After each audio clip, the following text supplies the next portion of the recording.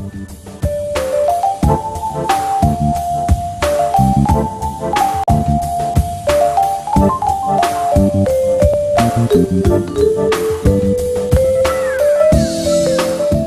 the main thing that has changed in the last couple of years is the enormous economic development we've seen, and about 500 million people lifted out of poverty in the last 3 decades. That's enormous. But at the same time, we've discovered that has come at a price of using more of our scarce resources than we actually have available. WWF calculates that we're living already of 1.5 planets.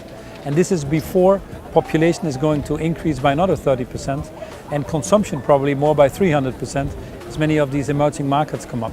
At the same time, the science actually has become more broadly available, and the science really tells us that there are things happening to this mother nature, to the planet, that really would put future growth at risk. And then finally, we now have more technology and innovations than we've had before. So business is interested because business increasingly understands that the cost of inaction is actually going to be bigger than the cost of action.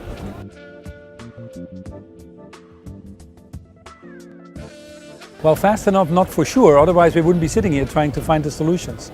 But there are 4,000 companies now that have made clear commitments on measuring and reporting on their greenhouse gas emissions. About 80% of the top 500 companies now have clear plans to reduce well below the 6% reduction a year. And 50 of the top 200 companies actually have a price for carbon already in their model. So business is waking up. That's why you saw 175 CEOs at the climate summit. That's why more than 1,000 companies signed the World Bank statement calling for a price on climate. So business is waking up.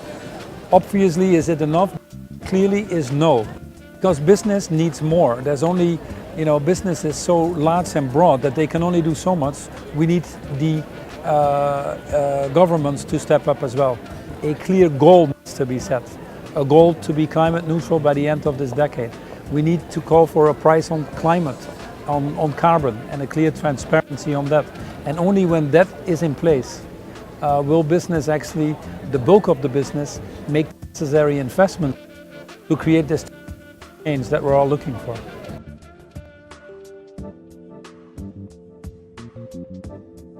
Well, in order to get all businesses along, including governments, we need to be courageous. That is probably the biggest word here. And what we really need from governments is not only the clear direction that we want to take for this world, and the more certainty, the more business will unlock investments. We also need once more a price on climate.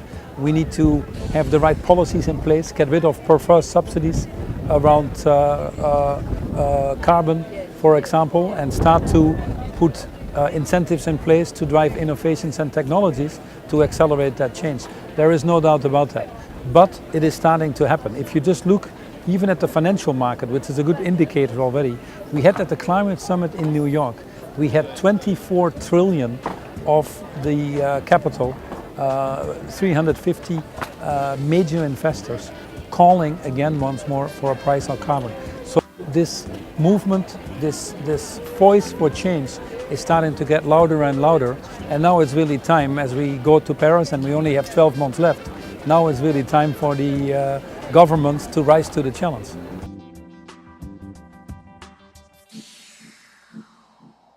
Well, the first thing we have said is we have a unique model where we decouple our growth of our business totally from our environmental impact. On top of that, we take responsibility of the total value chain. Unlike CSR, we go well beyond that, go from the farmer, obviously, to the fork.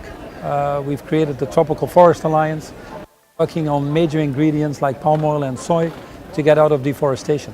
The other thing for us would be natural refrigerants, which is the Montreal Protocol. All the freezers, all the ice cream cabinets, we can move to natural refrigerants, and we're doing that very quickly. And then finally, I would single out food waste. 30 to 40% of the food is wasted. If that were if you look at the carbon emission from the food waste, it would be the third biggest country after China and the US. So as an industry, we can certainly make a big contribution.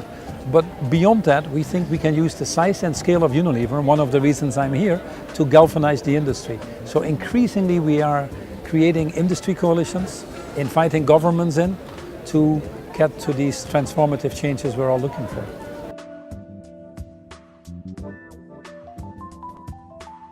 Well, we have made a statement to want to have 100% of our raw materials to be sustainably sourced. And as a company, we're now more or less at 75% already, from about 10% 4 years ago. So if you set an audacious goal and a target, you can actually accelerate. We're totally sustainable on palm oil or on soy or on pulp.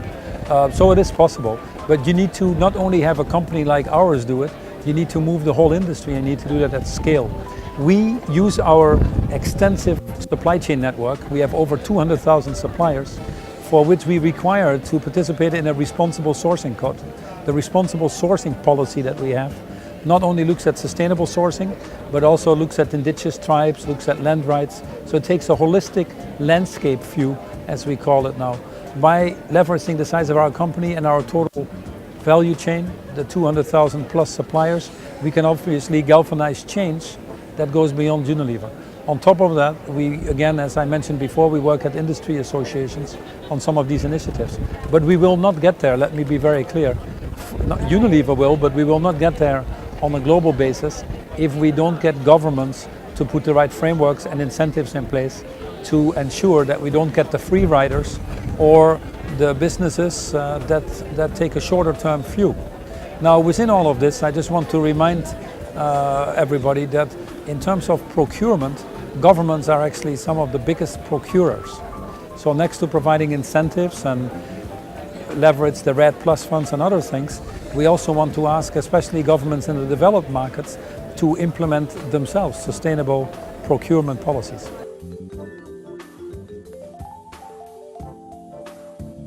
Well, the good thing is, if you don't believe like I do that this is a development issue, where if we want to alleviate poverty in a more sustainable and equitable way, we do have to tackle the issue of climate change. But the interesting thing right now is that the economics would also support it. Increasingly, you see that companies that have more sustainable strategies, that internalize the cost of carbon, actually also have a lower cost of capital. When they have a lower cost of capital, they have a higher profitability more likely, and also a more positive share price. And the investment community increasingly picks up on this. So there's an issue, a purely economic issue of lower costs, lower risks, as you can imagine, company reputation. But above all, it's about the definition of sustainability, which is longevity. And for companies to survive now and for generations to come, we have to all together figure out how we do this sustainably. And I think the responsible investment community is increasingly starting to understand that.